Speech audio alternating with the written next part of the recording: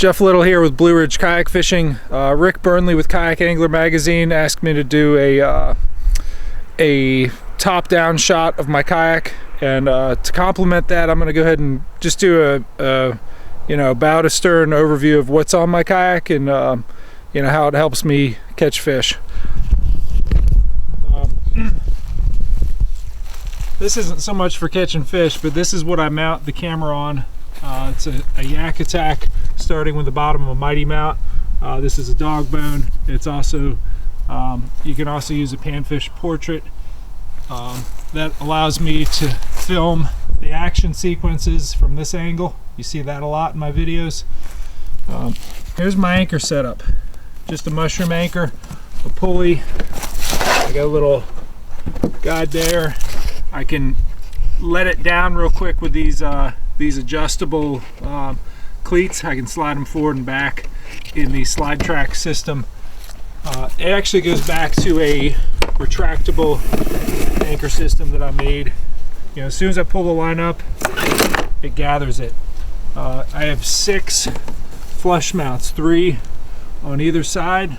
I have 3 more places to keep rods, so I can fish with a total of 10 rods. 1 up front and then 9 in the back if I need that many. I seldom do, but I always bring them. This is I actually have it set up recently for musky fishing. This is about as big a net as I'll carry. This is a leverage landing net. This is the high seat, the elevated seat, specifically for the rides. This is my control, and this is my little kill switch magnet for the torpedo, and that goes back here. Recently just put it on. That's the battery, real lightweight battery. Recently just put this back on. I got it back from the welder. He put this rock guard on it. This is going to protect these props.